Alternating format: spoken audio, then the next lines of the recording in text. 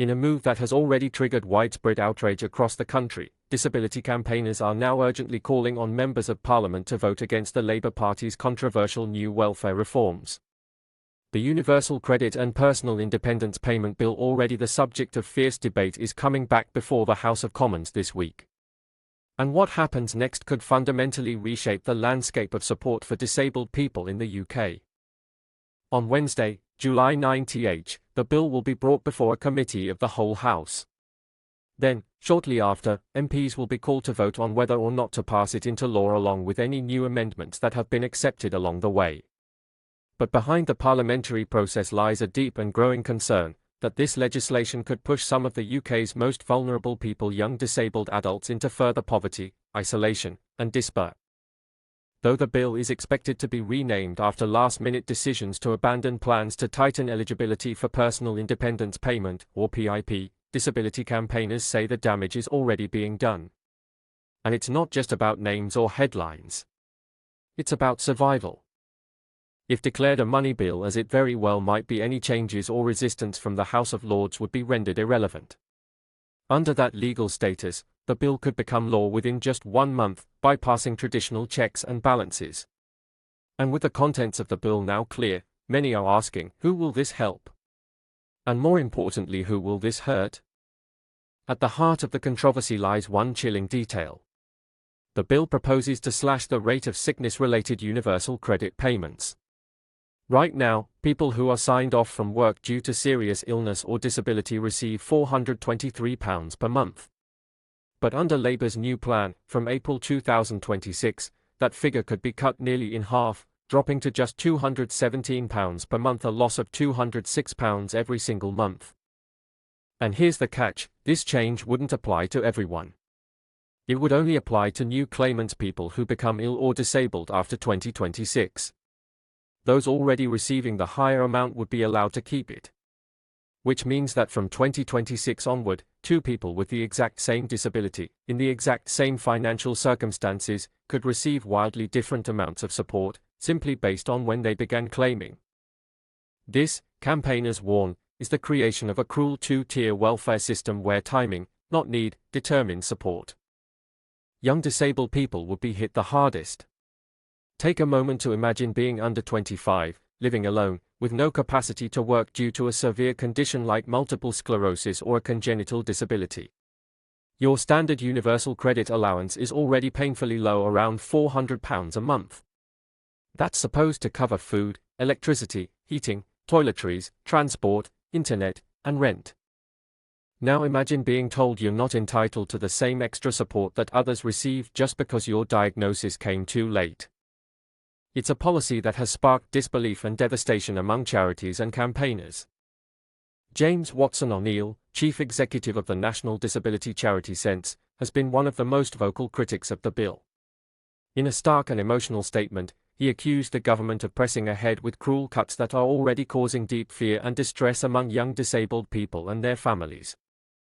He pointed to the recent public backlash over previous plans to slash PIP benefits, proposals that made front-page headlines and forced the government to retreat.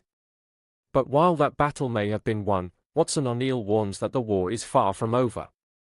Now, he says, we face a different kind of threat. One that's quieter. Less headline-grabbing. But every bit as damaging. Because tucked into the pages of this welfare reform bill is a change that would reduce support for disabled people with the most complex needs, the very people our system is supposed to protect. If the bill passes, from April 2026, new applicants assessed as having limited capability for work and work-related activity, the DWP's official category for the most severely impacted individuals, would see their extra support cut by nearly half. That's £47 less per week, every week, for people who are unable to work due to health or disability. That may not sound like much to some. But for many disabled people, that money is the difference between heating and hunger. Between stability and debt. Between independence and despair. Almost half of all disabled people with complex needs are already in debt, according to recent data, simply because their benefits don't cover the cost of daily essentials. Food, medication, adaptive equipment, travel to hospital appointments, these aren't luxuries. They are lifelines. And this proposal, say campaigners, threatens to take even more of those lifelines away. Watson O'Neill says the changes would punish disabled people not for their choices, but for timing. A broken system where people are pushed into poverty simply because they started claiming later. And here's another alarming detail. The current proposal includes an amendment calling for a 6-month delay to these cuts to push the start date from April 2026 to November 2026. But campaigners say that's not enough. Postponing a disaster doesn't prevent it. The change still happens. The suffering still comes. Many are now urging MPs to vote against the entire bill unless the government fully removes the plans to reduce support for disabled claimants. They say reforming the welfare system without fully including disabled people from the outset is not just misguided, it's unjust. Disabled people deserve to be heard, consulted, and included in every conversation about their futures. They are not numbers on a spreadsheet. They are not burdens. They are citizens, families, friends, human beings with every right to live with dignity and security. The Labour Party has defended its position by pointing out that previous PIP reforms have been abandoned and that current claimants will not lose money. But critics say that's missing the point. Because this isn't just about protecting existing benefits, it's about ensuring a fair and equal system for everyone, now and in the future. What kind of welfare state do we want? One that uplifts those who need it most? Or one that tells people, you came too late. Now you get less? The stakes are high. And for many families, especially those with disabled children nearing adulthood, this week's vote could determine what kind of future they'll face. As Parliament prepares for the July 98 showdown, campaigners across the UK are calling for one thing: fairness.